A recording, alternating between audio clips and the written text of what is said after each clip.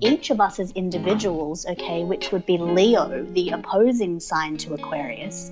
So all of us as Leos, we need to work on that polarity of, being in that Aquarius energy of coming together as a collective. We all need to be doing our part in order to create this change we so desperately, desperately need.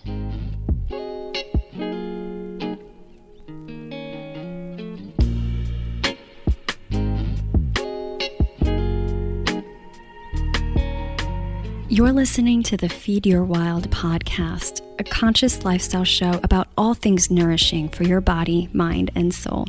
I'm Vanessa Rodriguez, and join me for candid conversations with changemakers, exploring health and wellness, food as medicine, intuition and spirituality, and nature-based practices that will transform your health and feed all parts of your wild self. Hey, welcome back to Feed Your Wild.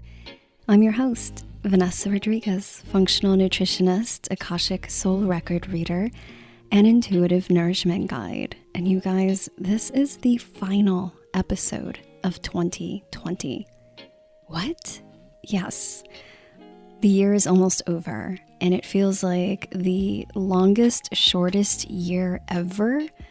What an incredibly strange, tumultuous, contractive, and yes, transformative year. It's been incredible.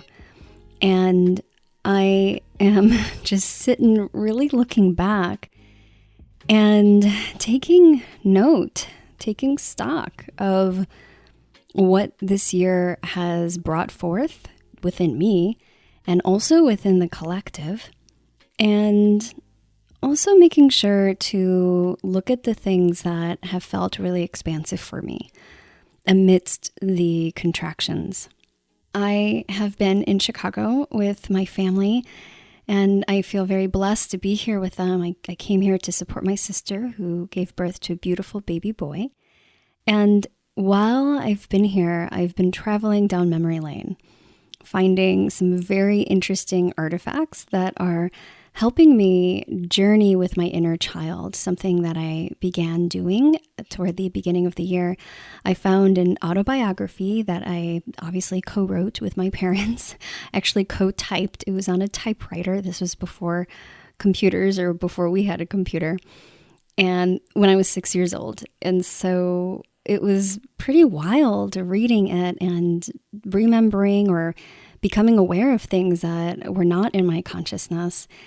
And I specifically searched for it. Well, I was looking for a braid that I knew that I had somewhere, and I totally forgot that it was in this autobiography that I wrote at 6. And, there was a lot of stuff that happened. So now looking back, it's really interesting that I have this braid of my hair that I had from my very first haircut. My mom saved it, and so this braid is over 35 years old, and holding it in my hand is so surreal. It's like holding myself as a child. It's so soft and beautiful and brand new looking. It obviously was kept away from the elements, and it even smells good. Like, it smells like me, which is kind of weird, and also some shampoo from way back when. And so it's just this really wild experience that I'm having, and a little sad because it's thicker than my hair now. So it's like, I think I was maybe 2 years old when I had my first haircut. And so, yeah, a lot of years of, chronic stuff and stress and age leading to some lost hairs. But it's really special to have it and incorporate it into my ancestry work. Along with my braid, I also found a kimono that was gifted to me by my host family when I was in Japan. I did an exchange program when I was in high school, and so it was really beautiful to find that and all the notes and the photos and some sand that I gathered from various parts of the world. And, I know that maybe you're not technically supposed to do that, But this was when I was in my late teens, early 20s, when I was traveling through Egypt, so Giza with the pyramids, the ruins in Greece. And I kept these, and I actually gave them to my dad. I think I subconsciously knew that they would be in safekeeping with him because he's such a keeper of things. He's so good at that. And here I am revisiting whilst I'm doing this very deep ancestral work. So it's been very grounding, all of these elements like hair and earth and the clothing, very grounding root chakra things that I've been needing as part of my ancestry work and some of the medicine that I'm needing right now. All very serendipitous and on time, especially with this upcoming full moon in emotional Cancer tomorrow. And me as a sun sign Cancer, I'm really feeling this. So the full moon in Cancer, the 29th to the 30th, depending on where you live, this full moon feels like, it's like the floodgates opening up. It's the moon that is allowing us to release. Cancer being ruled by the moon, allowing us to really ride our emotions and nurture ourselves. So taking care of our heart and our emotional needs, really being called home to our soul self. And I'm really feeling this moon as a guide to help me listen to the needs of my body and my heart. We opened the year 2020 with a Cancer full moon as well. That was on January 10th of 2020, which also happens to be the anniversary of my mom's passing when she crossed over 10 years prior. And now we are closing the year with a Cancer full moon. But there's a difference between these moons, not just, the things that they're sandwiching, all the events in between, of course, but also at the beginning of the year, we had stronger energies with eclipse season. And now this one feels a bit softer. It's like a softer full moon with all of the hard things that we endured and the emotional ups and downs, and that we're still not over it, but it's almost permission or an invitation for us to soften into nourishment and self-care for ourselves and allowing our emotions to flow and releasing. So I encourage you to just tune in to that energy as we enter the last few days of 2020. And we are approaching the new year, obviously, which means we will have January's Akashic Soul Nourishment reading for the collective. So you can look out for that coming out on the 1st. All right, let's get into this episode. I am so excited to have Katie Emma on. If you listened to last week's episode on the solstice, you might have heard that I was going to have an astrologer on. And on that day, I actually did the recording with Katie because we wanted to do it on the solstice and within the energies of the Great Conjunction, which is what we are going to talk about today. It's very exciting. So in this conversation, we dive into how Katie got her start with astrology, her story around that as a young child, and then continuing the path of 20 years of astrological study and research. And we get into the Great Conjunction, or the Great Shift, as Katie calls it. And Katie gives us a full breakdown of what it is, why it's potent, that it's happening now and at 0 degrees of Aquarius. So she helps us understand the influences and energies of the two planets that we're looking at when it comes to this Great Conjunction, Jupiter and Saturn, and Aquarian themes connected in with this transit, connected to humanitarianism, forging one's own way, and community. Katie helps to explain and debunk the myths around the Age of Aquarius, the galactic cycles of time, and how we are right now at the cusp of this great shift. We also look at the 12 different astrological houses in your natal chart, and Katie also explains the difference between a couple different house systems, Placidus, whole house, and others. So if you're just starting to get into astrology, she gives you her take on that. And we really try to bring down this very big, expansive cosmic collective energy and information down to the personal and the mundane. So what it might look like within your own life. So I encourage you to print out your personal birth chart, and you can click the links in the show notes to learn how to do that. Get it from astro.com and follow along, take notes, because Katie goes over so much. So I encourage you maybe to give it a couple of listens, especially if you're new to astrology. And there's a lot of other things that we cover, including the broader collective impact and historical context as relates to the astrological shifts that we're looking at, and the North and South node and what they mean in your chart. At the end, Katie shares a beautiful message from the Chandra symbols, which I really encourage you to hang on and listen to, and that's going to be toward the end. Katie is also incredibly generous and offering a free gift to listeners. It's her life, purpose, and soul mission self-study module that is a part of a larger program that she has. And in this astrology module, you will learn about the earth houses in your natal chart and how these are key realms to your manifestations actualizing, and how planets here and the signs on the cusp drive your greater mission and purpose and support you in grounding these dreams into physical reality. The module includes a video lesson, study notes, and journal prompts on the topics covered, plus a bonus astrology 101 video to help you cover the basics of chart interpretation. So if you're like, whoa, all of this is super overwhelming, you're a newbie to astrology, do not despair. That bonus astrology 101 video will help you to understand the basics.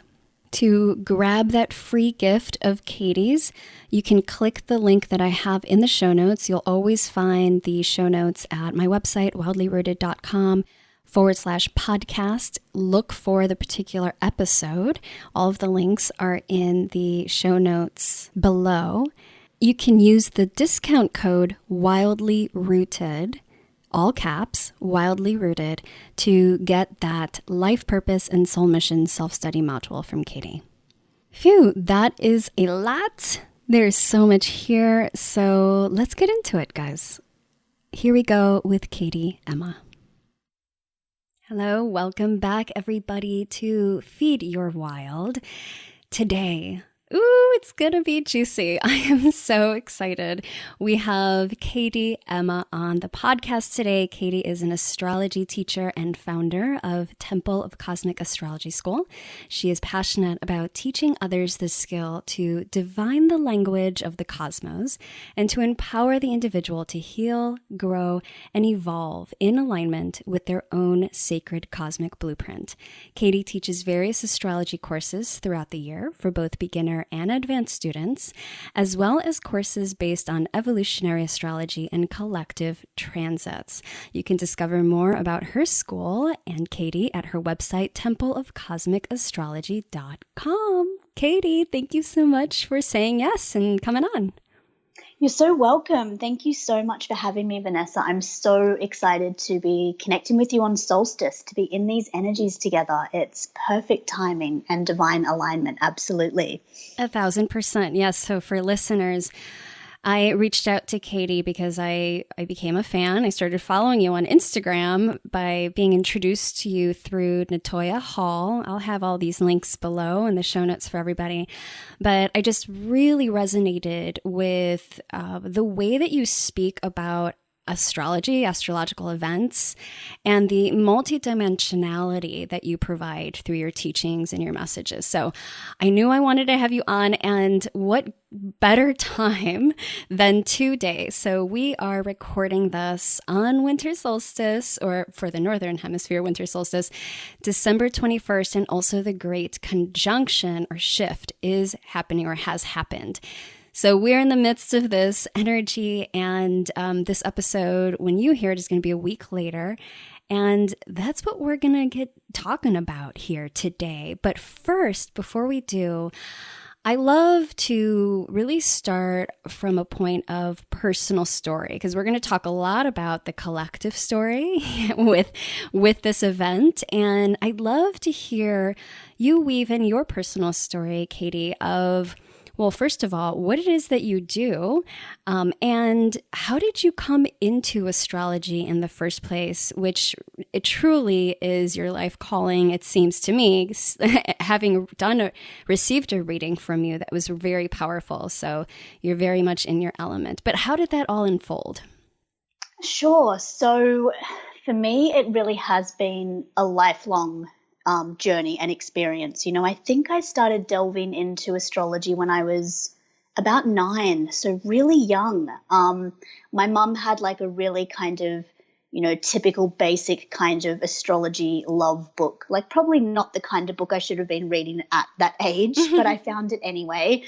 And I was just fascinated. I was like, ooh, I'm an Aquarius. Like, what does this mean? I had something to identify with, I have my son in the 12th house, so I've always been quite a more, reserved and shy individual. And so at that age, to find something that I could kind of associate myself with, where I felt really seen and valued and understood, even in things that with a 9-year-old's mind, I didn't quite understand what I was understanding yet. Mm-hmm. Somehow it all made sense. And so it's been this beautiful experience for me ever since, of a lot of self-study. I am a self-studied astrologer. I've done a few terms here and there with different schools over the years, but it's been like 20 years of intense research and study and application for me, which brought me to the path of teaching astrology. I absolutely love doing readings for people and reading charts. I mean, that is the essence of astrology, is actually reading and applying the information.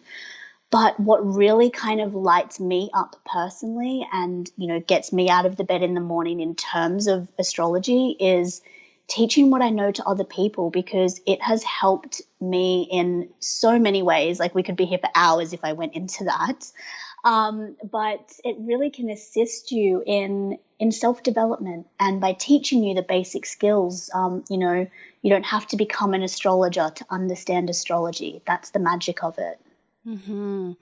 Yeah, and I know that ever since I really started to incorporate understandings from my own personal chart and astrology in general, and then layering in the collective understanding and some of those transits, and just over the years building, and I'm no expert by any sense of the word, but even just having that as like, a layperson's perspective has been so incredibly helpful and affirming, as you were speaking into. So I'd love to start off now with looking at what's actually happening. There's a lot out there right now on social media, and a lot of people, even just in terms of like looking at the stars, even if they're not technically talking about the astrological influences of this event, the Great Conjunction. Can you walk us through what it actually is and what it means? And we can dive deeper into that as we go on.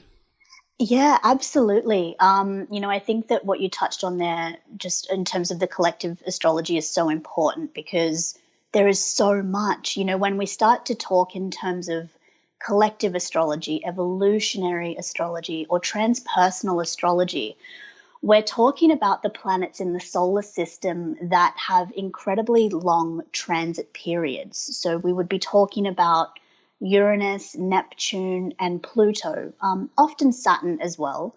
But from Uranus to Pluto, the planets take anywhere from 7 years to 30 years to move through just one sign of the zodiac.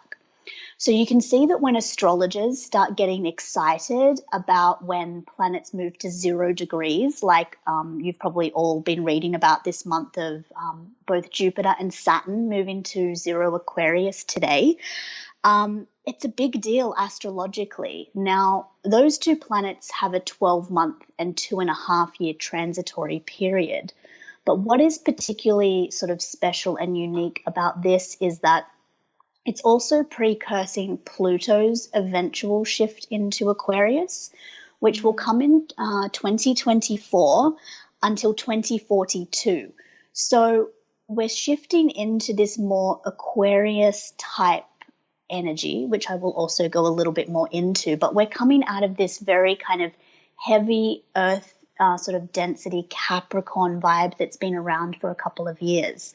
So yeah, when we talk about this collective shift, we often are more talking about these outer planets in astrology. You know, when we're talking about Venus or Mars or Mercury, these are really fast moving planets. They're personal planets. They have quick transits. So we feel that on a more personal level, but these collective shifts are massive. And this one at 0 Aquarius is definitely heralding a very powerful and potent age, but one that we're only on the cusp of. We're not quite at the age of Aquarius yet.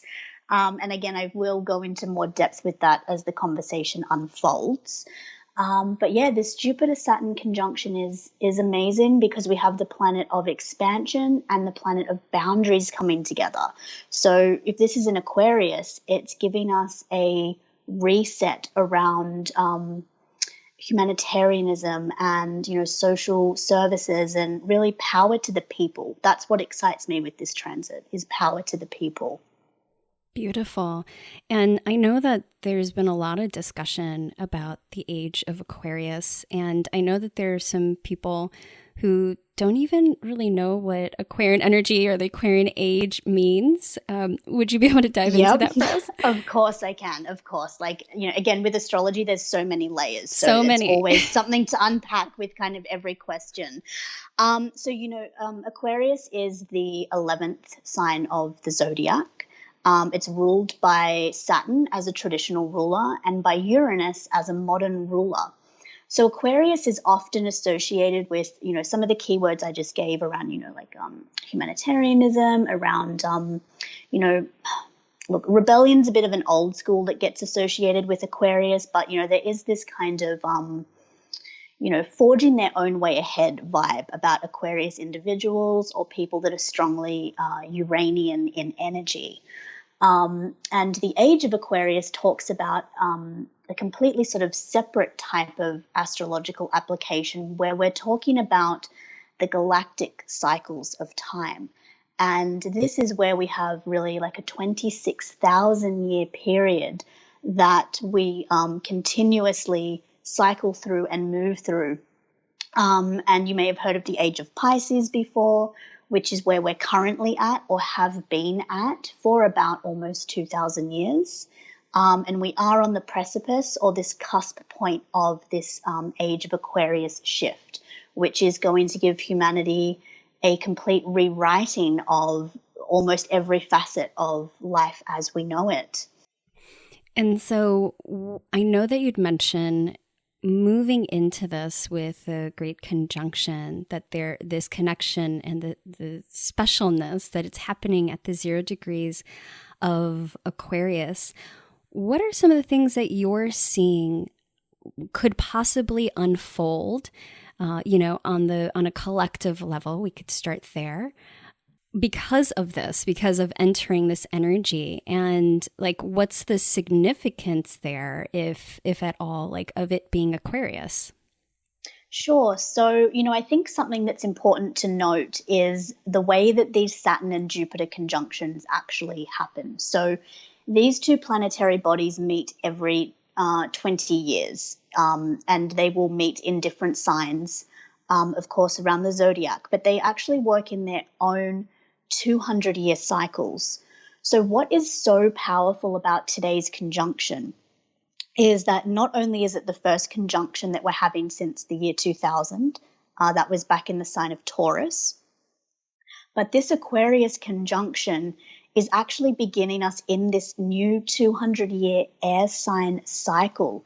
So for the last 200 years, we have been in an earth sign cycle, really the the age of economics, we could say, right? Because earth signs are traditionally, related to money and work and ambition, these type of keywords. So air is going to be taking us collectively into the intellect, into communication, into technology, which Aquarius rules. Aquarius rules the internet. So I think that we're going to see a very big shift with technology over the next 20 years. I mean, it's interesting that I think it's just been yesterday or today that all of this talk is coming up again around social media and things like privacy. Now, it's pretty hotly debated that, what is being said that has been released today has already been done. They've been doing this with us for a long time. Like if you have a smartphone, you're being tracked. So it's nothing really new. But I think from an astrological standpoint, it's fascinating that this is like released publicly or again spoken about so much in online circles on the day of the actual conjunction. Like as an astrologer, these things kind of blow my mind, but in the best way possible. And another interesting thing to note is also, as we've come into preparation with this conjunction, because for the past week, the two planets have actually been conjunct at 29 degrees of Capricorn.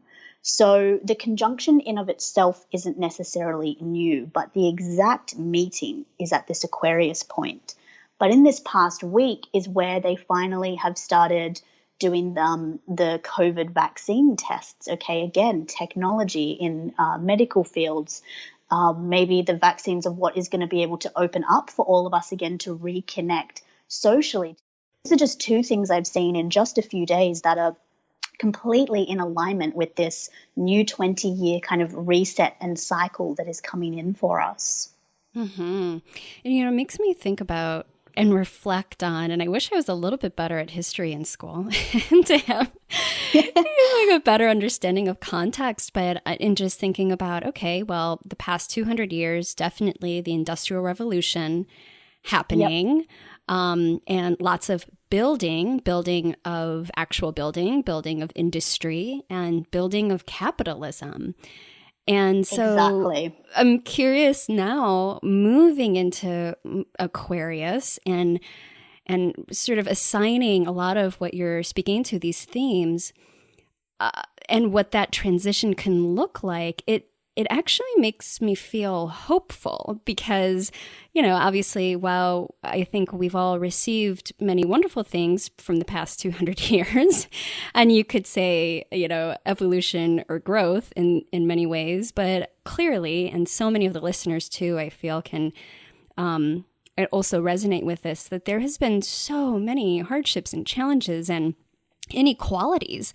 And so this idea of the collective and Aquarian energy around community, what do you see as that transition, the potentials of that? Yeah, I mean, absolutely. We do have this potential to, have new kind of mini age, this 200-year age where we can actually see I'm going to say a gradual return to equality. Not that I personally don't want to see it happen instantaneously, but we do live in a very, material, physical world where things take time to develop. We can have rapid expansion of things, and definitely Aquarian cycles, at certain times in history do often come alongside periods of revolution. So I definitely think that this 20 years is going to open up a lot for us collectively in this space. I think as an astrologer, though, what I always want to share with my students, clients, friends, the people that have to listen to me talk about this all the time is that we need to, keep in mind that just one particular alignment, it won't give us all of the answers or won't just magically kind of fix things. And, as much as it's incredible that astrology is being spoken about on so many bigger platforms and more people are becoming aware of it, there's definitely a lot of misinformation. And I think it's usually through well-meaning people who are sharing messages of positivity and, spirituality and, encouragement. But it's often looked at from the perspective of, like, if you go outside and look at this conjunction tonight, make a wish and, manifest 1, 2, 3, and all of your dreams will come true. And, it's nice to think of things in that context, but we need to look at it more from that collective evolutionary perspective, which is this is a marker point that is, going to collectively assist us to, bring in more equality. I think that's really the best kind of word to use for this conversation. But knowing that it kind of takes the application and really still the hard work and presence of each of us as individuals, okay, which would be Leo, the opposing sign to Aquarius. So all of us as Leos, we need to work on that polarity of, being in that Aquarius energy of coming together as a collective. We all need to be doing our part in order to create this change we so desperately, desperately need. Mm-hmm. Yes. And, when I'm feeling into that, I know that we can even give some supportive or helpful prompts for people to begin to look at their own personal chart. But I first would love to touch in on a little bit more deeply the energies and the influences of these planets that we're talking about, Jupiter and Saturn. I know that many people, when they hear about Saturn, by now, I think it's pretty popular, the term Saturn return, and people are familiar with what this is. And so they have kind of the, preconceived notion, if they're not familiar with astrology in general, of what a Saturn return may feel like or look like. Would you be able to speak into the energies of Saturn and Jupiter and how they play together? Yeah, absolutely. So, Saturn return is definitely, reached pop astrology status, which again is great in terms of people being more aware of what it is. With Saturn's cycle, he takes about 29.5 years to move through the entire zodiac. So on a personal level, we don't experience transit Saturn coming back to the point that he was located at the time that we were born on our birthday for this 29-year period. So if Saturn is a planet about boundaries and discipline and our own sense of, really it's about coming into being an adult. I really see it as more of a spiritual initiation per se.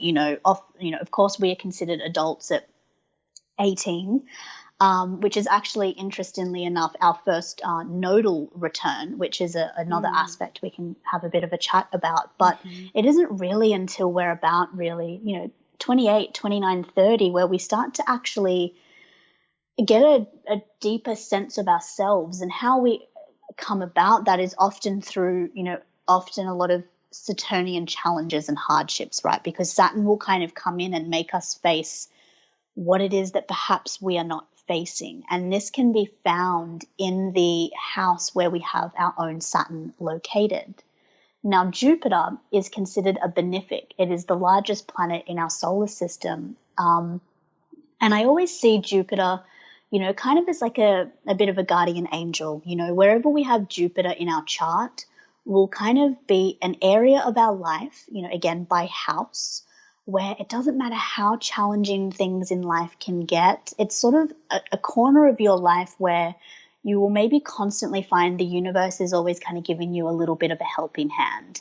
Now, of course, we would need to look at every individual's chart to see what aspects have been made, because maybe there is an afflicted, challenging aspect to that Jupiter. But for the most part, for just general conversation, Jupiter is that guardian angel in your chart. He's going to be helping you. So when these two come into a conjunction, it's a little bit of a conundrum, right? Because we have this energy of like expansion and, energy that promotes growth and, enjoyment of life.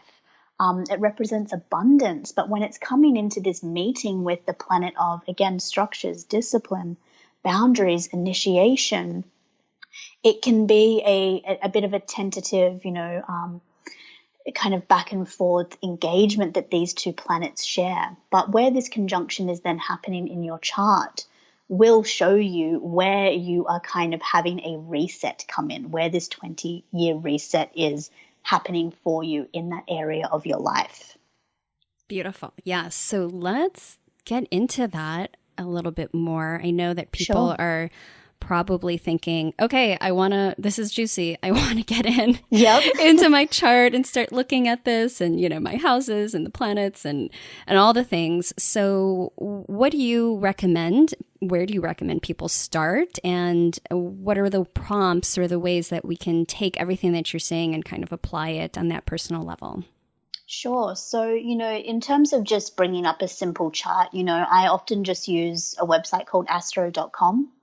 Being an astrologer, I have lots of fancy software and things like that, but you don't need that to bring up a simple chart. So I would just recommend drawing up a chart and, just have a look for the glyph. That's what we call the symbols. Have a look for the Aquarius glyph. It's going to look like two electrical kind of currents or waves.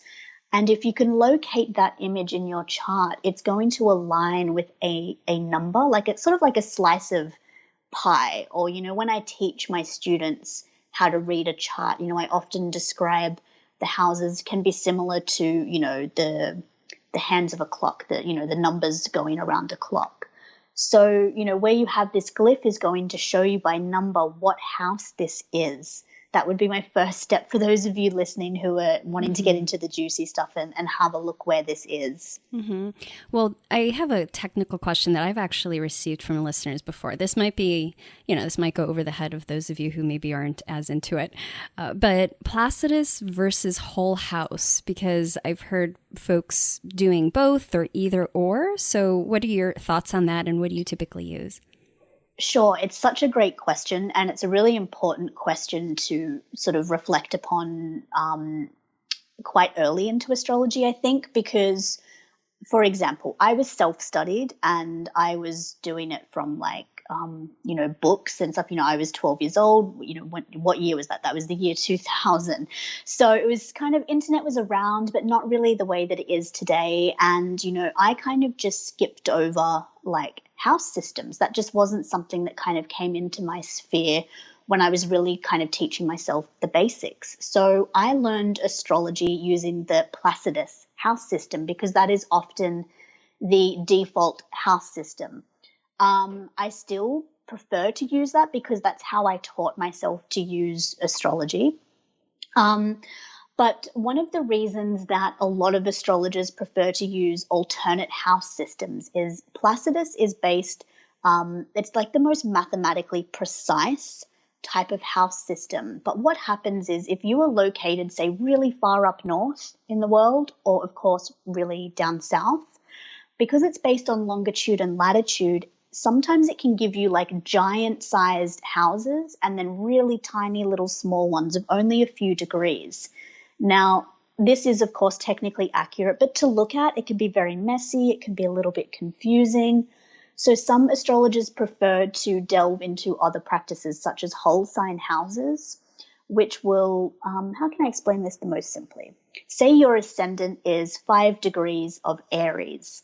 If you select whole sign houses, it's going to give you, not whole sign, equal sign, my mistake. Equal sign will be giving you, each cusp would then therefore be 5 degrees of every sign of the zodiac. Whole sign, for example, is again a very sort of separate technique. It's personally not one that I use, but whole signs is where all of the house cusps begin at 0. And the ascendant will fall somewhere within the first house. Again, I can't talk too much on that just because personally I don't use it. Mm-hmm. But there's it's kind of very contended. It's a hot topic for astrologers always of like which house system to use. And I always say to my students, use what you feel comfortable with. Use what makes sense to you. Yeah, it's so fascinating. Well, thank you, first of all, for that wonderful explanation, because I think it's something that has confused a lot of people who maybe are into astrology but not astrologers, and so don't really have the background. And if you're listening and you're like, I don't even know what any of this is, you don't really need to worry about it.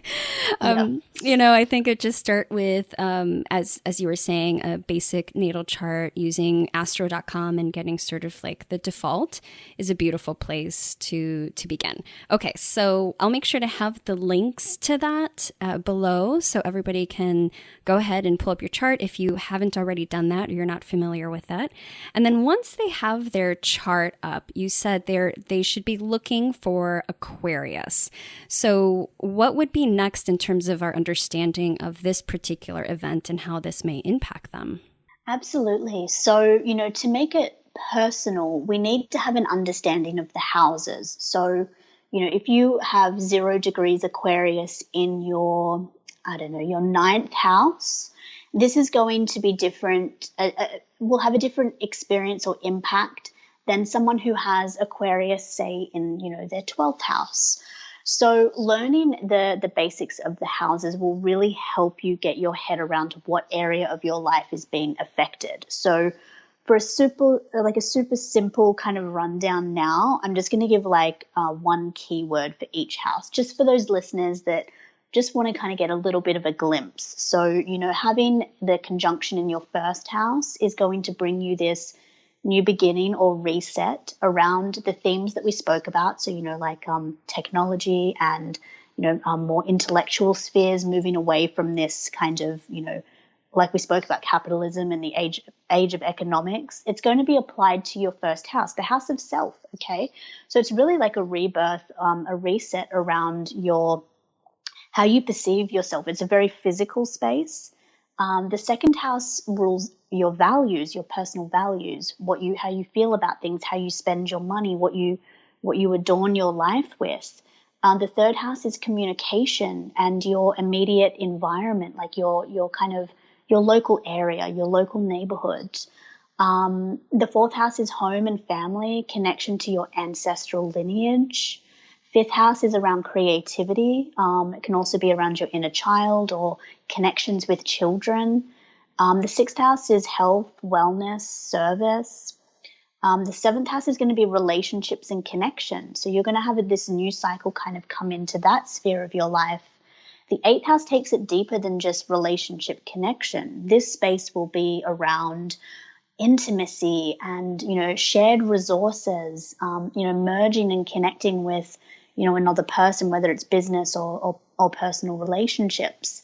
The ninth house is going to be around learning and, your belief systems and your ideologies, what needs to maybe be reset in this sphere. The 10th house is going to be your legacy, your career, how you are viewed and how you interact out in the world. The 11th house, which is the traditional house of Aquarius, is going to add an even deeper kind of element to these Aquarian themes spoken about, no matter what sign it is. So it's again going to be about community and friendships and groups and humanitarianism ideals. And the 12th house is a deeply kind of spiritual, very inner personal realm. So this reset is going to be happening on a very subtle sort of deeper part of you that maybe you can even kind of consciously recognize, but it will be revealed over time. That's awesome. Yeah, because I feel like when we're looking at our chart and we have, all these different planets, I think that it can get a little confusing in terms of the understanding it, because you had mentioned, the 11th house being ruled by a particular sign, but that in their chart, when they're looking at it, they're not seeing Aquarius there. They're seeing something else.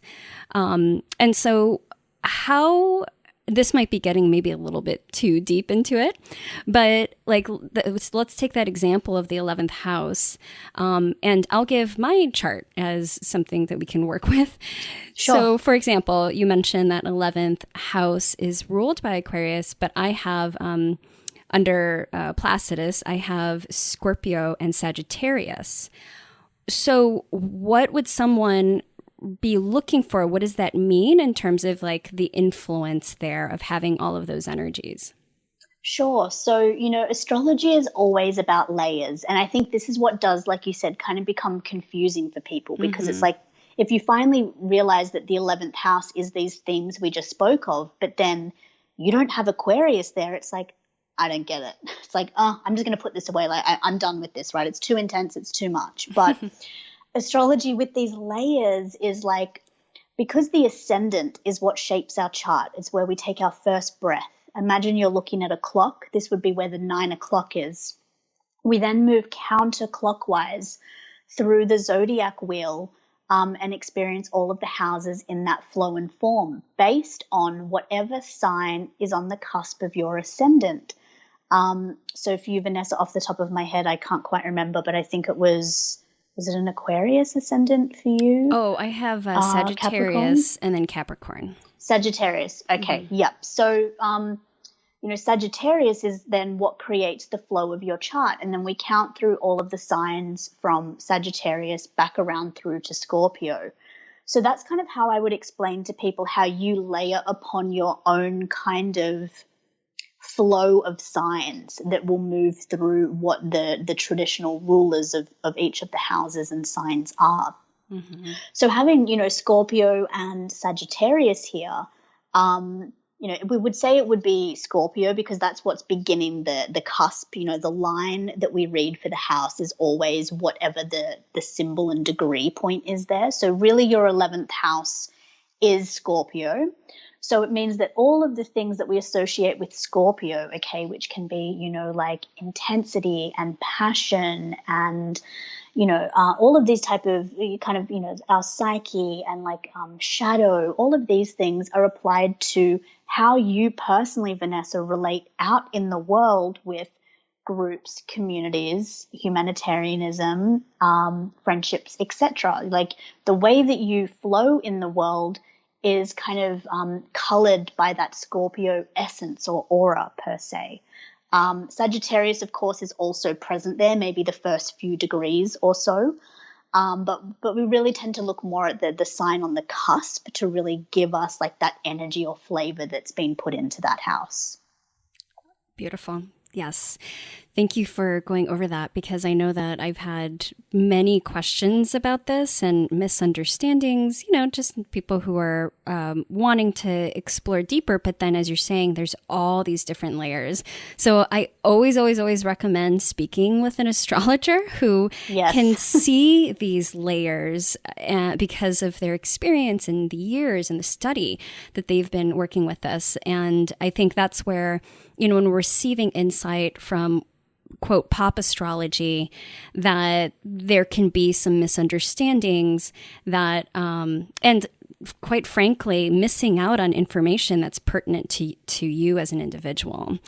So speaking of which, so the person who's listening has their chart up. They've accessed their 0 degrees. They've found it at 0 degrees of Aquarius on their chart. So they've checked out the house. Are there any other things that would be interesting to note in addition to just the house for them? I think the house is probably a good start. Yeah. It always does depend on the level of astrology that you inherently have.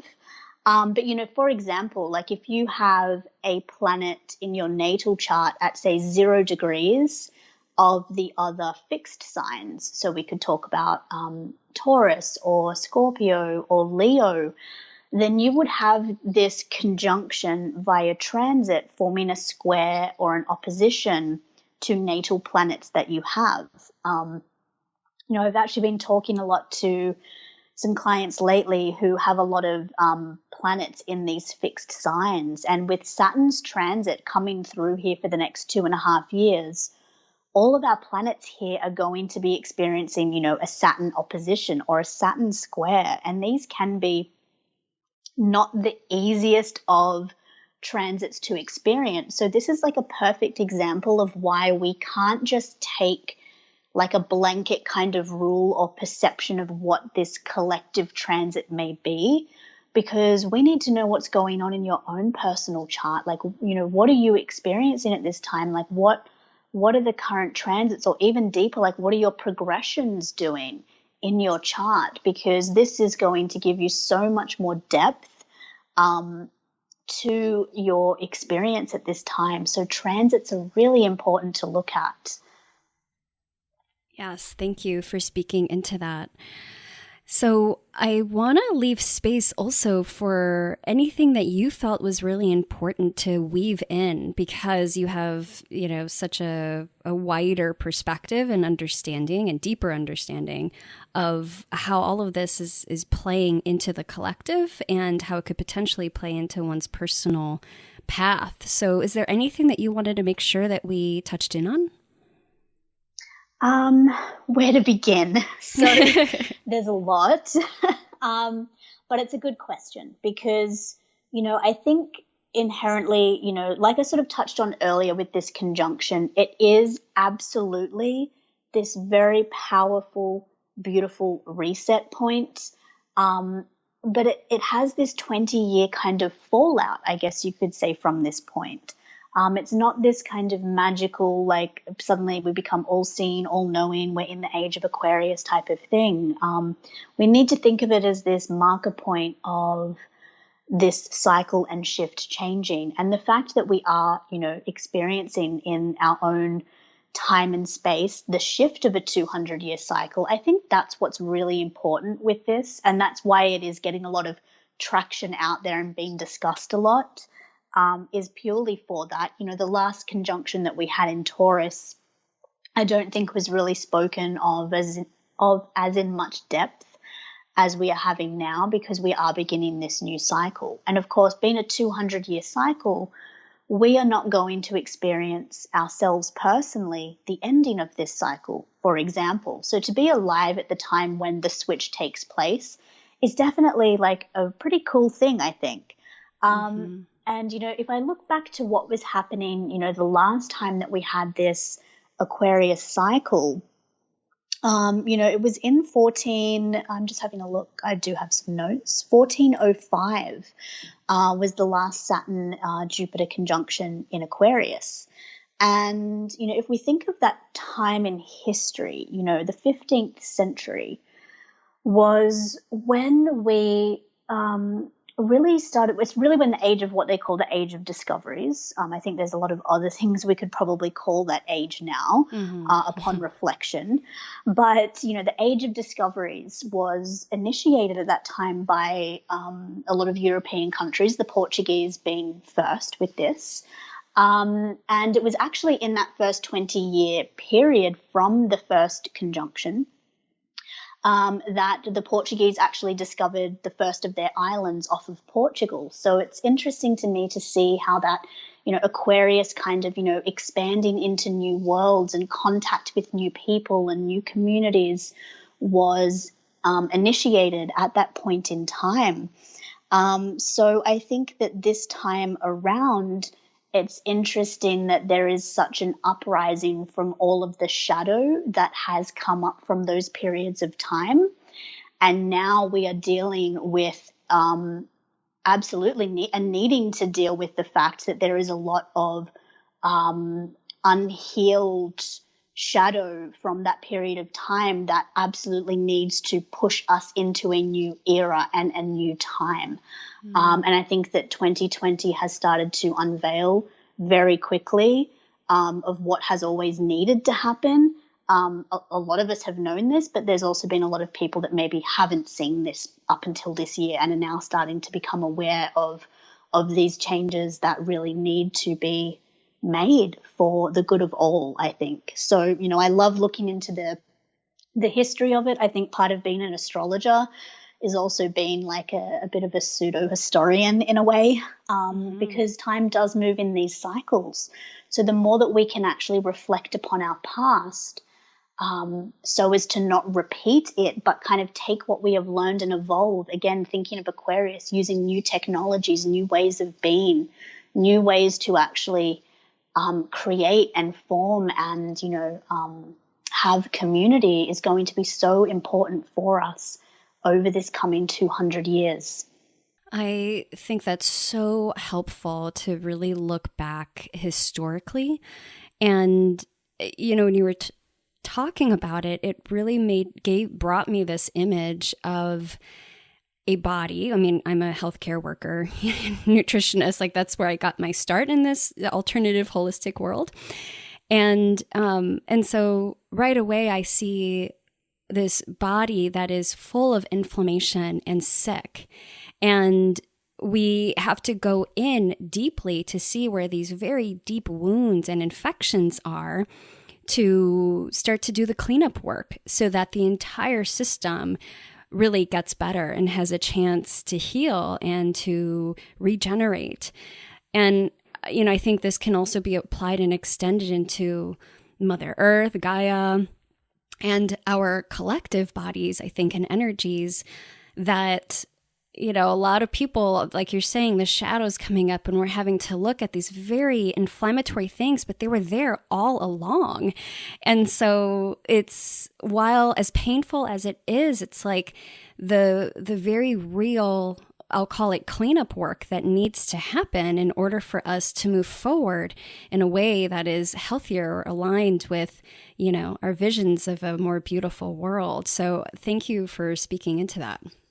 Of course. And I think what you said there about the cleanup work is so important because that is the space that we are entering into. And I think that's sort of what I meant before when I touched a little bit on what can sometimes be the downside of pop astrology or, like memes and things like this, no matter how well intentioned they are, is it creates a kind of utopian, wishful thinking kind of mindset that actually ends up being a distraction for us doing this cleanup work that is so necessary, or creating space for a multitude of voices within the community to be seen and to be heard.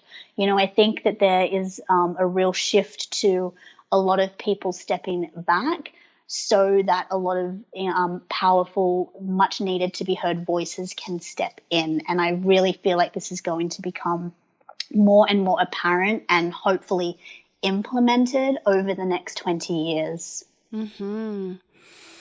Another thing that you mentioned, and speaking of those kind of stepping in, are these new generations.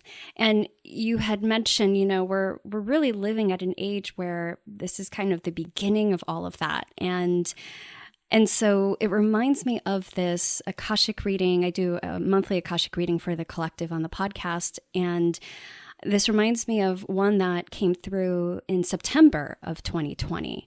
So for those listening, I encourage you to maybe go back and listen into it or check it out if you haven't already. What I received was that these little babes, whether or not, you are actually birthing a human in this lifetime, there are others that are, and you as a part of this collective field and energy are also collectively birthing these new generations too.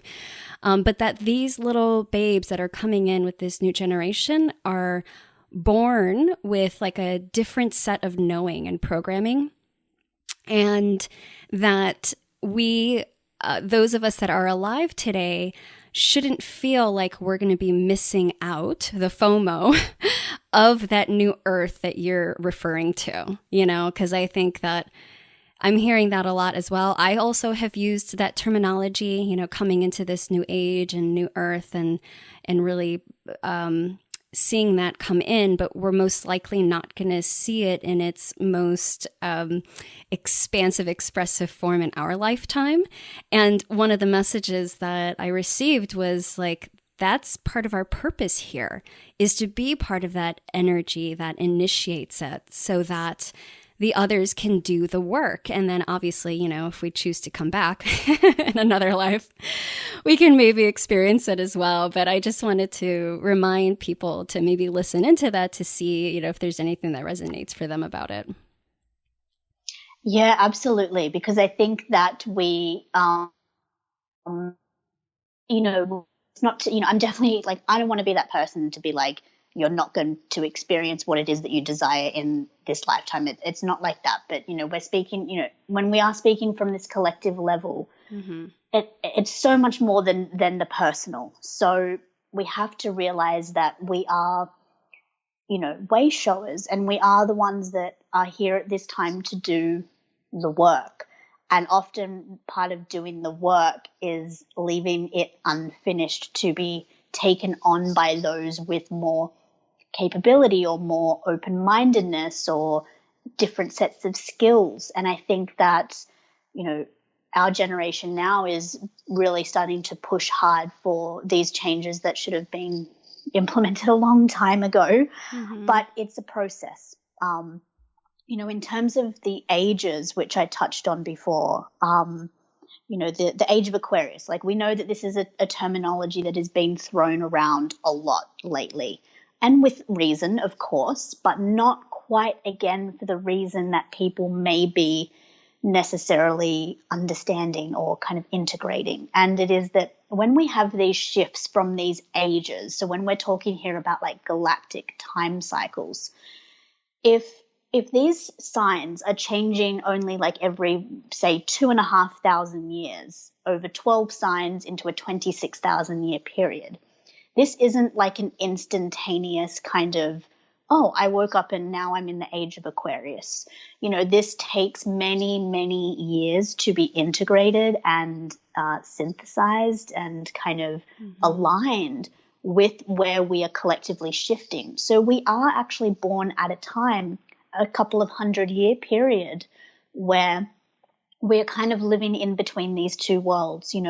A lot of us have woken up to everything that isn't working with the age that we have been in, whether this is just the 200-year age of economics that we speak about with this particular conjunction, or if we go way back to the beginning of the age of Pisces, around 2,000 years ago.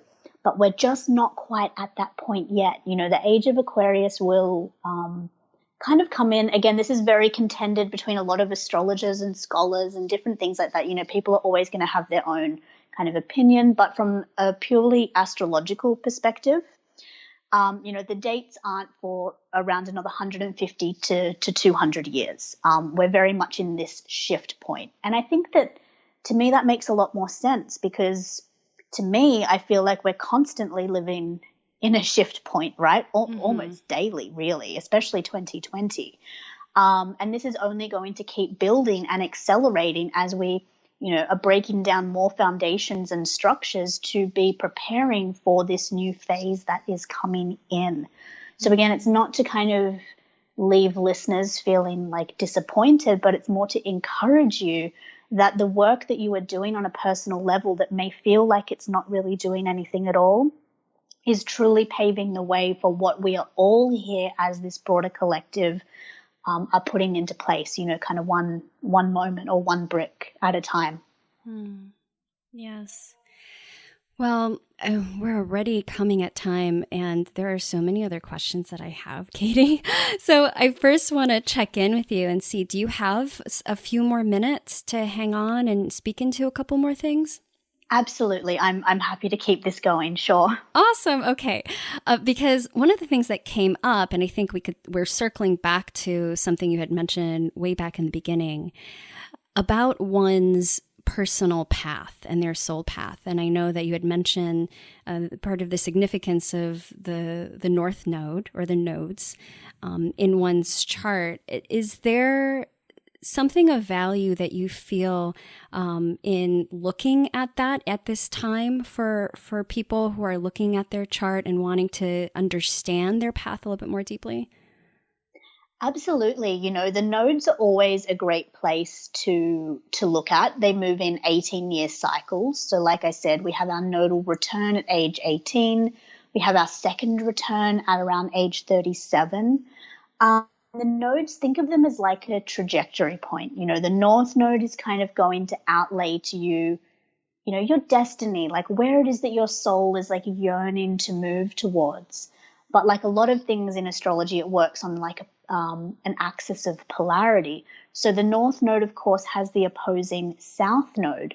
And this tends to show, for those of you that, resonate and believe in past lives, it can absolutely show indications to past soul experiences, but it can also show past experiences, as a child and earlier in your life. So looking at these points, and when we have aspects come into these points, it often shows these very significant points, like crossroads of these kind of destined moments that come into our lives.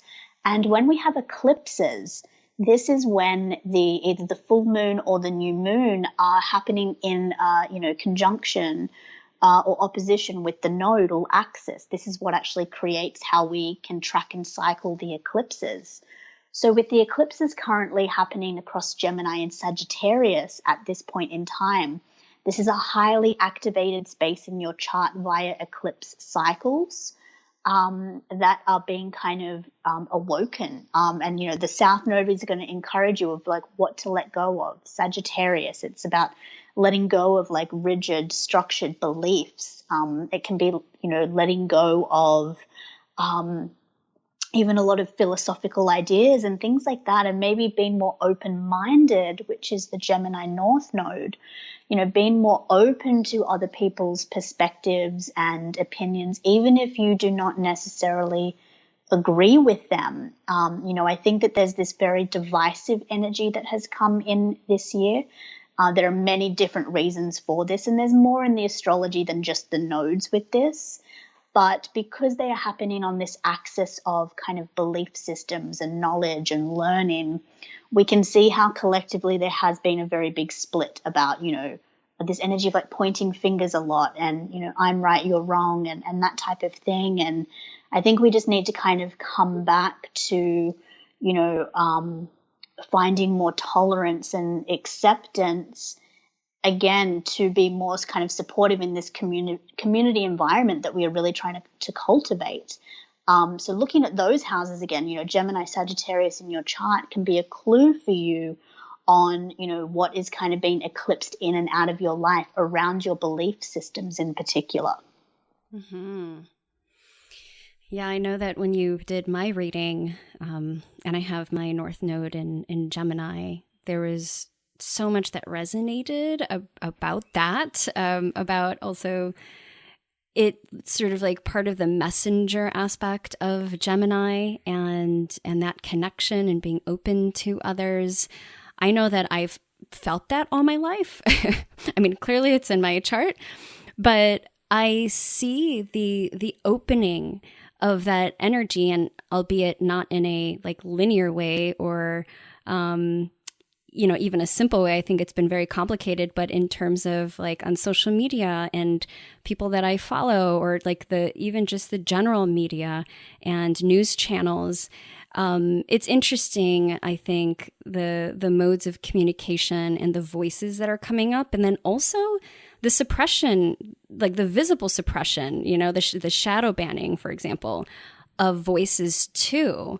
And so as you're kind of speaking into, it's going to be a little messy here as we move more toward this like collectively minded way of being, or back into that way of being, and that it's not going to be a linear ride. No, it will not be linear. I can assure you of that. And it is going to be a little bit messy. And, I love that you kind of brought up the shadow banning aspect, because I think that's something that, like a lot of voices that need to be heard are being suppressed. The right people aren't necessarily always being shadow banned. And there's a lot of complications and misinformation, again, around that too, especially in terms of, really so many facets. I can't even really begin to get into those. I know we're kind of getting low on time, but, this is where this pushback and this rebellious energy, I feel, is going to come in with these Aquarian cycles that are happening, where people are no longer going to stand for the suppression of people's voices and cultures that have been suppressed for hundreds, if not thousands of years. There is going to be a rising of these people finding their voices again. But like I said, magical kind of process, like it's going to be gritty, and we have to get gritty. We have to get our hands dirty. We still have a lot of planets in earth signs. We have Pluto still in Capricorn for 3 more years. We have Uranus in Taurus until 2026. which, you know, Saturn and Jupiter now are actually going to begin their square with Taurus, Uranus in Taurus, as we step into 2021. So there's still a lot of this energy around suppression and having to, you know, work through that as a collective. You know, the shift into Aquarius is going to lighten that load a little bit. It's going to free up some of these spaces and these voices, but it is still, you know, a journey, and one that is going to take, you know, the participation of all of us within the collective to be the change that we wish to see. Yes. Yeah. And so I encourage everybody to root this back into your personal experience. And as you see your place in the collective as well. And I'm a big believer in that, you know, if we can really understand and accept ourselves fully and live in that alignment and according to our authentic selves, then, you know, that's how we're going to be of service. That's how we're going to be able to support the collective and usher in this world that we're talking about. So Katie, with that, is there anything else that you think would be helpful or a piece of guidance for those tuning in about this time? Yeah, I actually was doing a little bit of, again, research. The life of an astrologer is constantly researching and reading. But I came across the write-up for the Chandra symbol for this particular conjunction, and I was hoping to share it with the readers because I think it's very poignant and powerful around a lot of what I've shared tonight for listeners to kind of listen as a reflection around these energies. So it's just a little short paragraph. And these Chandra symbols are where astrologers in the past have actually kind of channeled this kind of beautiful information or paragraph around every single degree of the entire zodiac, all 360 of them. Wow. So it's like a tool that I love to use to, again, give greater depth to, you know, the degrees that I'm looking at with the planets, whether in personal readings or collective readings. And when I read this one tonight for the first degree of Aquarius, my mind just kind of blew open again because it's so perfectly aligned. So it says, taking a good look at things with an eager eye brings you right into the middle of the dilemma of polarities. As you stand there faced with different sides, you are impartial. Neither side pulls you more sharply than the other. Immense opportunity, huge challenge. You have vital potential for brilliant synthesis, but a subtle temptation to think too long. A schooling in alchemy in every moment. Do you find what is ready to emerge, or do you think about it? Progressive evolution draws you through all your mistakes into all that can be.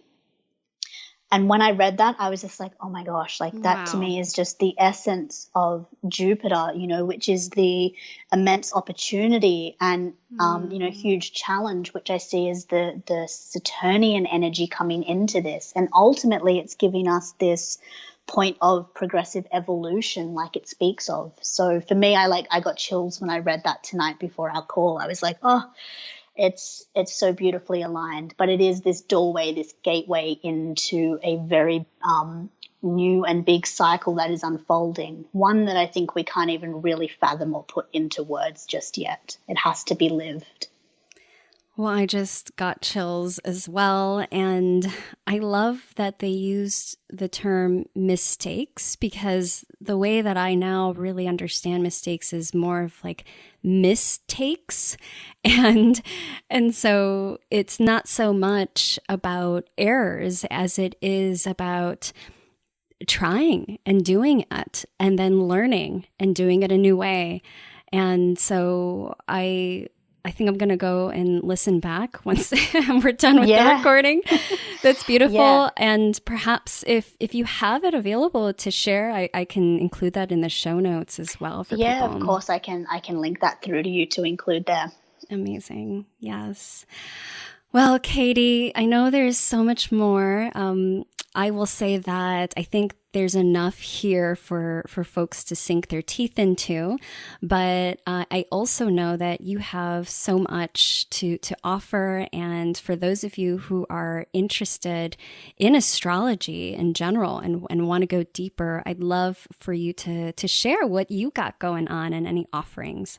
Yeah, absolutely. So probably the most in alignment with what we've discussed tonight that I offer would be my Awakened Astrology course. The next intake for this is happening in February of 2021. And this is where I take you on a 3-month journey in a very small, intimate group of students. And we meet weekly, and I teach you all of these skills to interpret and apply much of what I've kind of alluded to this evening. So we will talk about the transpersonal planets. I have a new module specifically on these galactic time cycles and the Age of Aquarius. I will teach you about the soul's evolution through astrology. So I just really help you kind of make sense of the collective stuff, but how to make it personal, because that's the key. Your own self-development is going to be the driving force for this collective shift that we all desire to see. I love it. Yes, that sounds so amazing. And I know that there's a lot of folks that have been asking me about astrology. So we'll make sure to have all the information in the show notes and share. And I wanted to, speaking of really bringing this back into the personal, how to apply all of this, do you have any favorite personal nourishment tools or practices that you're bringing on in this time? I'm trying to think. For me personally, I'm just such a natural kind of introvert and recluse that I don't feel like there's anything I've been doing this year more than I've been doing any other year, to be honest. I've always been at home, to be fair. Mm-hmm. But for me, it's still just I recently moved to a new apartment and finally have a terrace. I didn't have that for the first lockdown, and just being able to sit on this terrace and just it sounds so simple, guys, but just that 5 or 10 minutes of just being, it's not even necessarily meditation, because as an Aquarius, my mind is such a jumble that trying to sit in silence or, not thinking, that just doesn't really happen for me, Mm-hmm. So just kind of finding this quiet time every day that I can, and just kind of getting outside as much as possible, because where I live, we still have a lot of restrictions. Mm-hmm. So being able to see the sky compared to my first apartment in quarantine has been such a blessing. And to be honest, the only other thing I would say for me, being a bit of a coffee addict, has been the recent acquisition of my very expensive coffee machine. Ooh. That helps me a lot. As a writer and an astrologer, it tends to be coffee that gets me through. Yes. Well, I adore coffee. I'm a huge fan of really good coffee, although my body doesn't agree with me as much. Yeah, which makes it hard, but I can't quite give up my cup a day. So even if my body's no, I'm just please, just one cup. Right.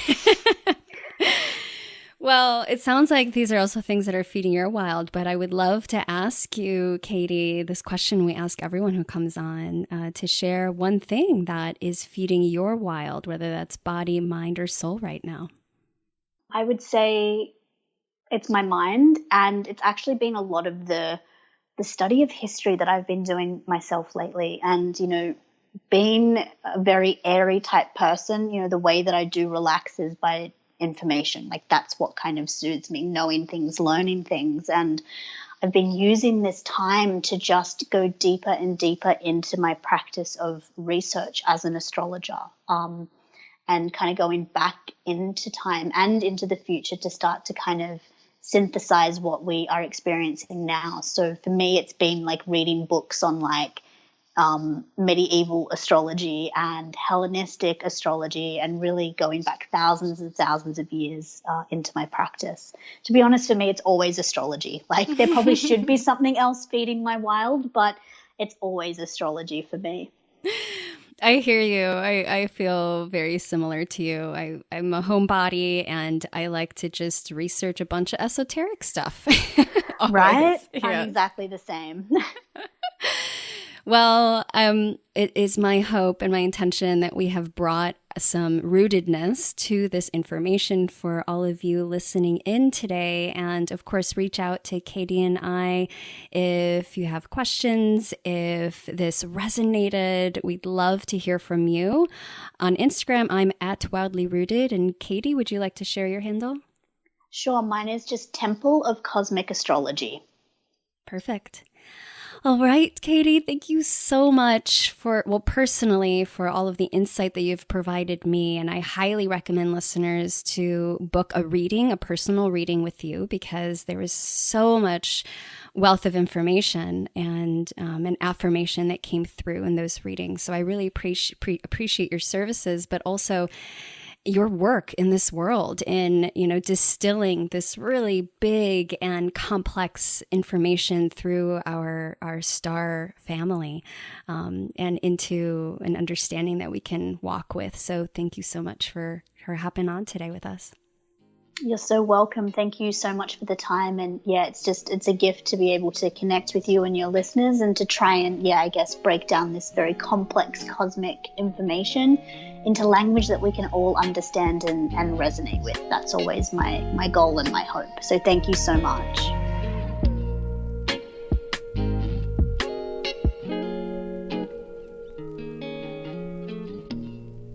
Hey there, I made something for you. One of the biggest challenges that I hear from people is that they are feeling stuck when it comes to their health. You're a smart, capable, and creative change maker, right? And you know what you should be doing for your health. So what gives?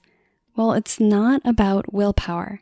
And I wanted to create something that would help you to unlearn the things that are keeping you stuck so that you can get out of your own way and master the mindset of health. That's why I created Wildly Unstuck, where you'll learn the top 5 things that I have found to sabotage your health goals and what to do about them. You'll learn what it really takes to become committed and unstoppable when it comes to your health goals and find the clarity you've been looking for so you know exactly what to do to get back into alignment. And I made it totally free. So if this is something that you want to dive into and create a vision and soul goals for your health and your life and bring your gifts to the world, because we know that we need it, then I invite you to join us in Wildly Unstuck. You can find that at wildlyrooted.com/unstuck. I'll see you on the other side.